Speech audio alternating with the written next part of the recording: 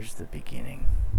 In January, specifically January 3rd, Taylor left without reason, and she called the police over a thread of emails, which I sent her a copy of that along with the notice of deposition just recently. And none of the words in that email were threatening whatsoever.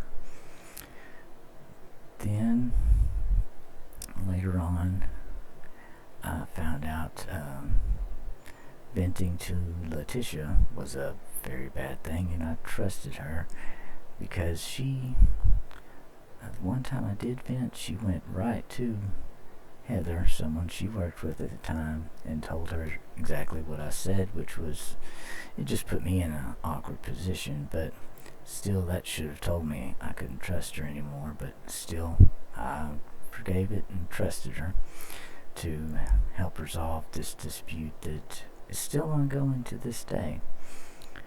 The fact that they used Chrome remote web browser or web viewer that was connected to my Google account, and it was linked to a TV just like mine, and the one, I bought mine and her TV like 3 years ago on a Black Friday sale, so I knew she had a TV just like mine. And I never connect my TVs to my accounts because I just use them as monitors. And I also never use Chrome Remote Desktop, a remote web viewer. I only use Quick Assist, and a long time ago I used to use TeamViewer to help people remotely. And the other things that happened was the sexual harassment from Letitia, where she sent me a nude, or basically a titty pic. And I deleted that as soon as I got it because I did not want to see that. And she used love bombing, which is a form of narcissistic behavior, basically by complimenting me until I finally gave in once to her taking advantage of me. And the other odd things were I had 4 voice memos, the last 4 she ever left me, saved on every hard drive on my computer. And these 4 disappeared. But the last one, the 5th one, was basically her explaining to me what I was doing to myself because I shared too much information with her. And she didn't have a clue. And the other messages, the last one was telling me how bad a friend I was. The next to last one was complaining about how I didn't cut a piece of wood right, which I know I did. And the third to last one is most kind of important because she said, why don't you just put up your little cameras? And those were hidden underneath my bed and were not in plain view, which tells me that she was casing my apartment. And I only listened to the last one. I didn't even listen to the other ones until I want to say a week or so later. And then some other odd things happened. I got a prepaid phone at one point, actually 2 of them, one of which worked, but I didn't even use my normal Google account. And a strange Facebook account popped up on it, along with a contact named Chevy, and that made me realize what they were trying to do. And they had to do this, break into my apartment while I was asleep, and I know I don't snore, and I have proof of that. And so they had to basically use these, there's some sort of piece of technology to play voices on a, what started out as just a nightly basis, and then eventually became a night and day basis anytime I was over in my apartment. And in order to keep me awake long enough to make sure I was asleep. Because one time I noticed as I was going out to blow the McBee's parking lot off that Judy Rawlings, my neighbor, had her door open with her screen door shut, and there was not a sound coming out of that apartment. So she had a recliner right up against our shared wall, and I just went up to McBee's and blew off the parking lot. And in one instance, David Sean Jones harassed me up there, trying to use the same line he did before about how I'm your buddy, I'm your friend, I'm just trying to work this out. And Deborah Starr, the teacher who used to work up there, could have verified this, as well as McBee's video cameras at the time. And I told my sister at the time to ask Deborah Starr, and that didn't happen. And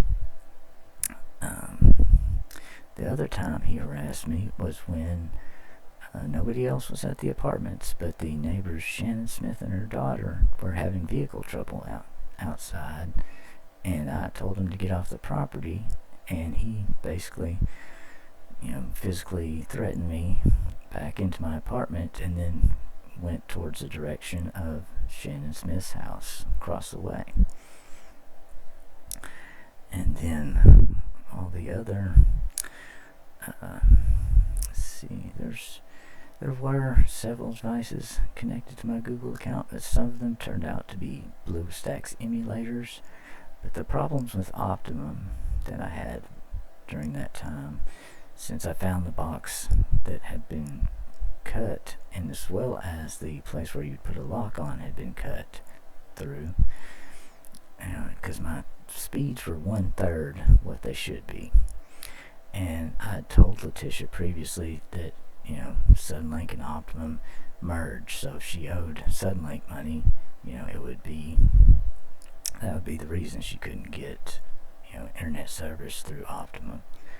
So they would mess with the cable box, and even since they were viewing my screen at some point, they could have been watching everything that I did on my screen, which would be illegally spying, or while her mom, Judy Rawlings, was listening on the other side of the wall to anything that she could hear.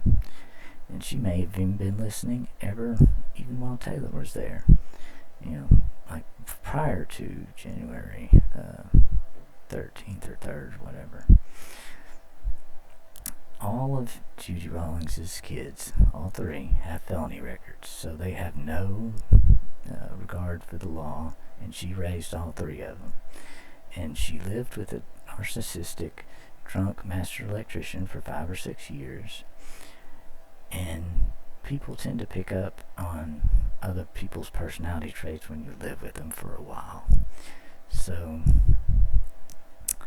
they, worked as a group, along with the fact that my sister showed up the one time 5 years ago when I was suicidal, and I never knew about it. My aunt had to tell me about that. And she also showed up one time when I texted my mom many times, and I saw her vehicle, and so did the neighbor across the street saw her vehicle, Miss Pat. Me and her were texting at the time, and she never even knocked on my door. So I'm wondering, who did she talk to when she drove up? And what did they tell her? Because it's been a struggle. I know Judy has talked to my mother, because my mother said, "Oh, Judy has nothing but nice things to say about you." And I said, "Of course she does, to your face." But my mom's the same way. She talks badly about other people behind their back, and so is my sister, even other family members. So they're just as two-faced as the people that I was trying to, tell them about.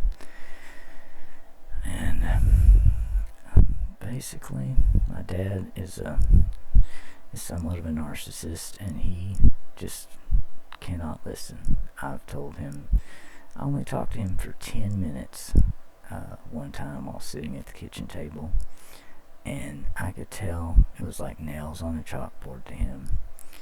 So he has not listened to any bit of my story. But one thing he did say, he thought it was odd that Judy Rawlings had never called me the entire time this was going on. But she called him and left him a voicemail saying that she thought I should be institutionalized or whatever. and yet she couldn't call me throughout any of this, and she couldn't even comply with the easiest of things to do to help me possibly like eliminate possibilities, which would be close her back glass door at night. And Captain Leonard, he can attest to this because he's the one who came and responded and said I couldn't even ask her to close her back door. So I said, okay. She called the cops on me once for slamming my front door after I just had a disagreement with my parents. And there's also the fact that I don't know who or why the cops were called and knocked on my bedroom door at my parents' house one night, still to this day. And, this is things that shouldn't be hard for, parents to answer, you would think. It's just simple questions, and they have stayed silent for the first 7 months. 7 months I stayed with them, only asking me what I want to eat, and that was it. They won't listen. They're all dismissive because of abuse they suffered when my grandpa, when they were younger, which has made all of them dismissive personalities. Even my aunt isn't the greatest listener, but I've always listened to her, and all her stories that she's told me just cemented all the patterns of behaviors that my parents already exhibit. Like she remembers her first husband inviting mom and my dad over for dinner, and they had the physical altercation beforehand, and Dad said, looks like there was a scuffle, but Mom nor Dad stood up for her at all and just did nothing. So it's pretty obvious that unless it happens to them specifically, they don't care. And that's all I've ever needed was answers. I've been through a couple of therapies. I've done talk therapy, CBT therapy, tried 3 different medicines, and this is why I'm searching for the truth still to this day. Because none of those therapies or medicines work, but CBT did help me with some positive breathing methods and other things like that, but I'm not going to try a single another therapy until I find out the truth of what they did during that period of time, which is the scope of my civil court case, because I can't make an informed decision on what I should do without getting the truth. And so far I've got nothing but, Judy and Kristen have refused service of the last set of documents. My mother still doesn't call or text me. And I haven't talked to any of these people in nearly a year. And I hadn't talked to the other people in the case for 2 years. And Kyle, I didn't even talk to at all. The only text I ever sent him was to give him my new phone numbers.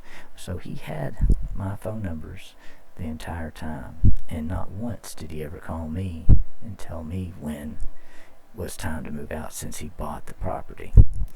He called my grandma, talked to her. He told her that I could stay, that he wanted to stay anonymous, and he told my mother that I had to be out by the 1st. He obviously knew that they didn't communicate, but he never called me to tell me this. So, honestly, I'm wondering what kind of religion my parents practice these days, because they don't show any values of any major global religion or Christianity, because they don't show humility, empathy, or the golden rule, or any Christian traits. And I had worked through all this basically just by searching on AI on what to do to catch a group of gaslighters, and I was down to the last step of getting a lawyer. I consulted one lawyer for 2 minutes. He just dismissed it and said it was a federal matter. The other one was Worsham, and they listened to about half the story and then declined to take it. And then past that, I've tried to contact 2 different free legal aid organizations, all of which were futile because none of them responded. But the main thing is, all the years prior to 2023, I never had a single problem with any other tenant in that small apartment complex whatsoever.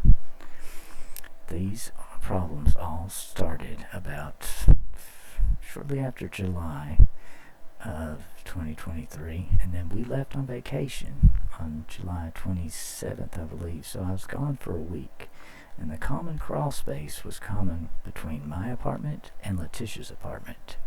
So during that week, there's no telling what they could have done. They could have installed, some sort of Bluetooth speakers, or put up some, phones up there, or even wired something, since Judy had a master electrician boyfriend. And also, when I got my days mixed up right before the vacation, David Sean Jones seemed kind of spooked whenever I came back. That's what I found kind of odd.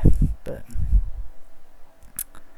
and then I've went to my grandma only 3 times, but every time I go to her, first time she got on to me for saying mean things. The second time she said they'll do the same to you while she was watching TV and didn't even turn around. The third time, not sure. What did she say? Oh, she said they'll just lie. So that's all. The only responses I've ever got out of her. She never listened to my side of the story. Hasn't stood up for me whatsoever. Not a single family member has stood up for me.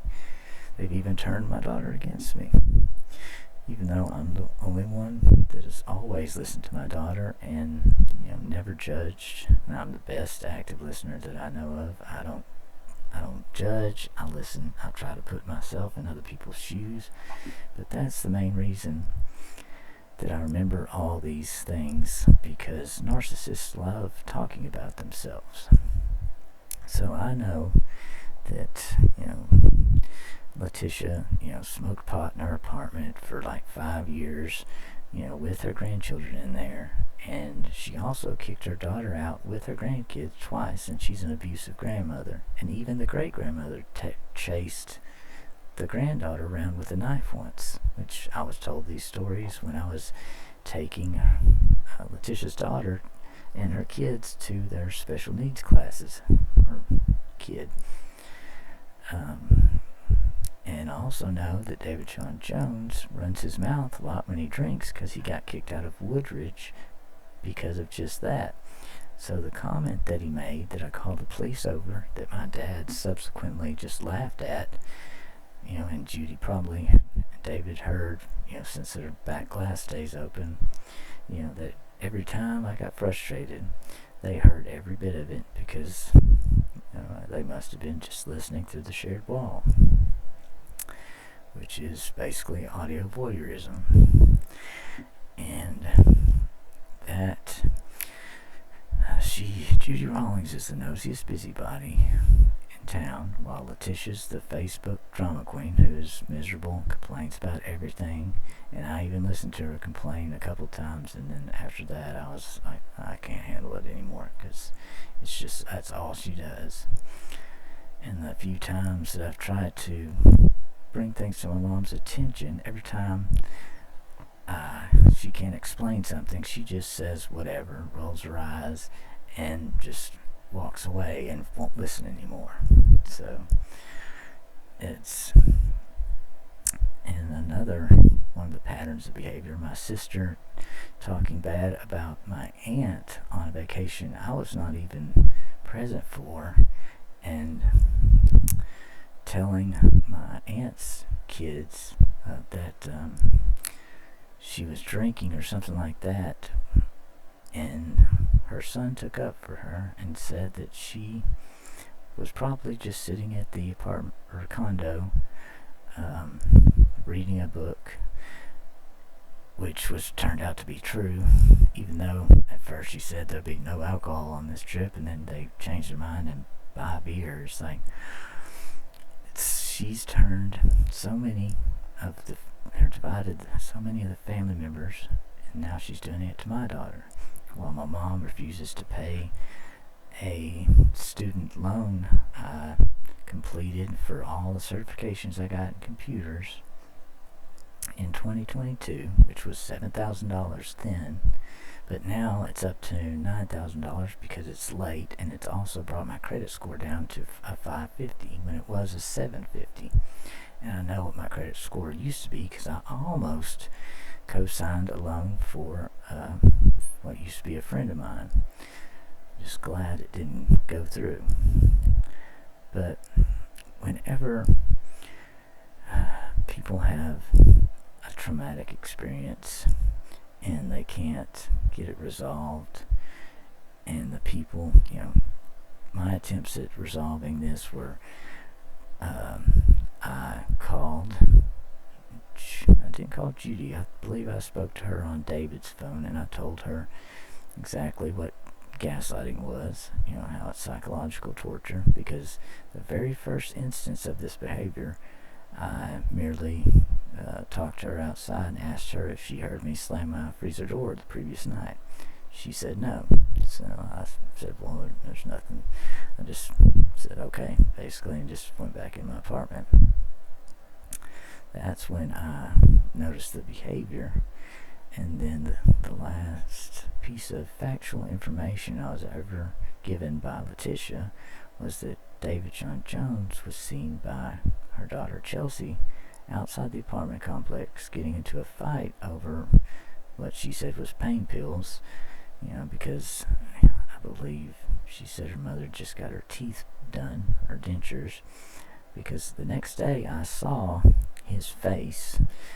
It was all swollen up, and he rushed into Judy's apartment pretty quickly, but I saw how swollen his face was.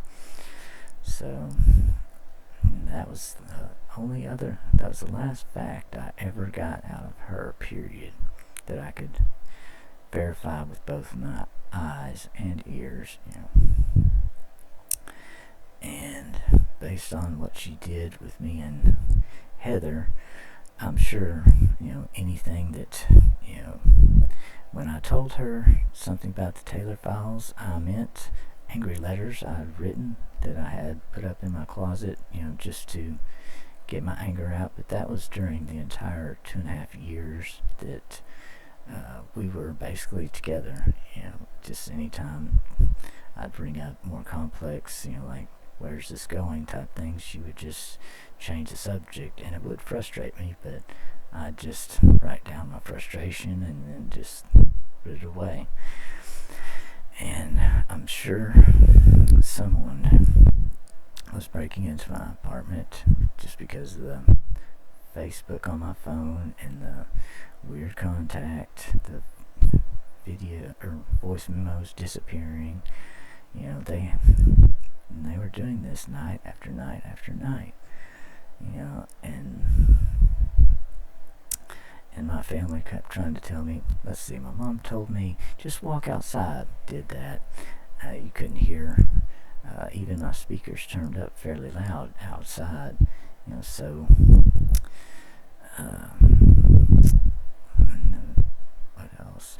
The fact that my parents, still to this day, have an open network. Their Starlink network is open, but while I was living there was 2 unknown private devices on the network that they should have removed. But I'm the PC person, I'm the network person, or the computer, professional of the family.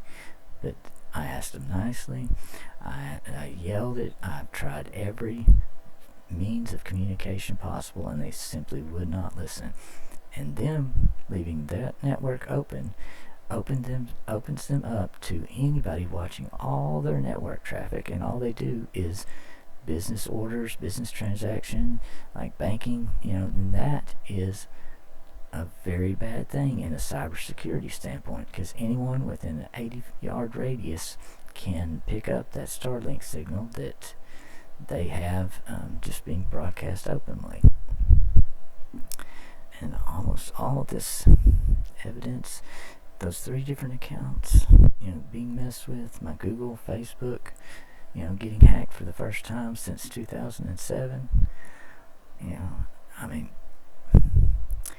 it's hard for me to explain it, other than it had to be someone who had insider knowledge, and the fact that Letitia Holland worked for my father for 8 years, and then nothing ever really happened until Judy moved in next to me and the Buccaneer closed.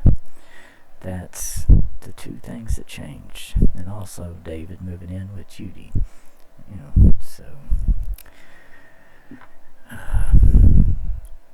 they are fighting. Oh yeah, and see, Taylor, let's see.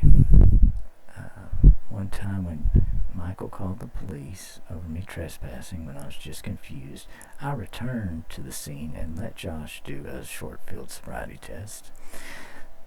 Later I found out, upon doing a FOIA request, that either Taylor or Michael said I loitered at the Dollar General parking lot often, which was a lie, because I've only been in that store 4 times during that 2-year period. Twice I went in there, no incident whatsoever. All I ever said to her was, "How are you doing?"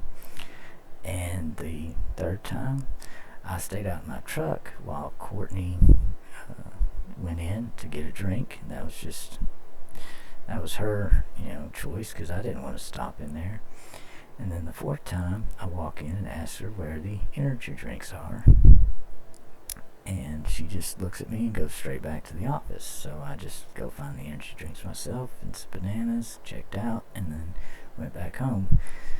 All to have a officer come knock on my door and be rude with me and tell me I was trespassing when I had no idea what was going on. So, and Letitia and her harassment charges, that was right around December. And I looked through my peephole. I saw her in front of my door talking to her mother, and Jerry was the one who was outside. And I hit my own door to warn her to get out of the way, basically, because I was trying to leave. And as soon as I opened my door, she got aggressive with me.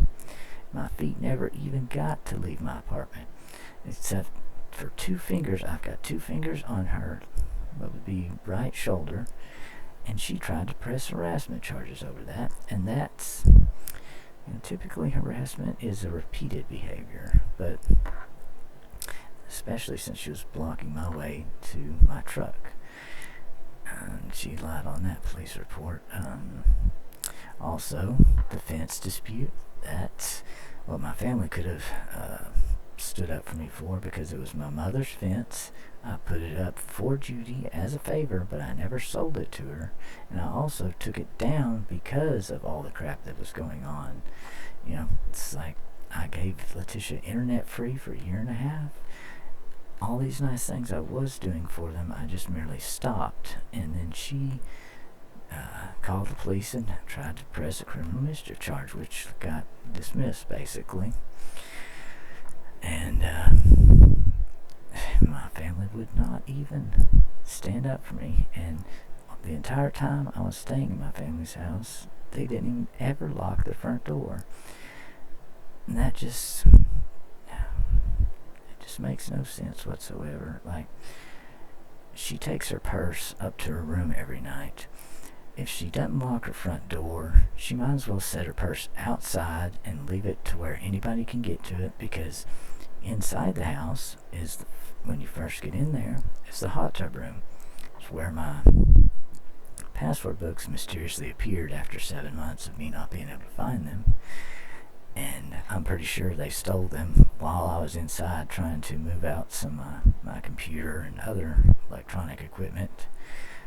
And because during the 7 months I stayed at Mom and Dad's, I searched that entire house. There was no garbage bag with my password books in it whatsoever. And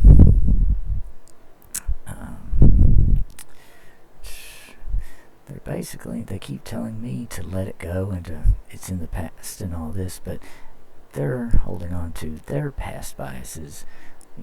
Like when we went on a Florida trip one time and I stood up for my daughter and got in my sister's face because she was calling her lazy, and she said, "You're lazy like your father." My sister yelled for her husband. Nobody got touched except for me. He came in with his hand stretched and tried to strangle me for a good 5 minutes, and then I had to wrestle him and my father for about 15 minutes until they were able to get me out of the door at the condo. So I went out on the beach, coughing because of the altercation. Did I ever get an apology for that? No. I had to just, get over it. It took a year to get over that. But the entire time, I'm sure my sister has done nothing but trash talk me to her sons and to anybody else that'll listen, because she did it with a previous boyfriend. And I would have witness for that, but she was 16 at the time and I was 19. So it was all happened while Granny was gone on vacation. And my mother, my garden that I created over there at her house, all she would have had to do is water it, and instead they just mow it down. So everything that I build, they destroy. And then they tell me it's in the past or let it go, and I'm just not going to let anything go until I get the truth. Forgiveness is something that has to be earned. Like once you stop doing these horrible behaviors like they do and dismissing all the things that I've proven to my mother time and time again that she was wrong, it's just unreal. And the ADHD that runs in the family, my grandfather likely had, my Aunt Amy has, my mom has, but they both, keep it somewhat under control with their drinking and, which THC gummies too. But my aunt has her medical marijuana card. She needs it because she has been dismissed by the family for 20 years or more. My mom, on the other hand, if she had to go without, you would see the rage in her. She wouldn't be able to control her rage. And that's what I've had ever since I was 16. I've tried so many antidepressants and other things, and they basically stigmatized me for actually using what did work.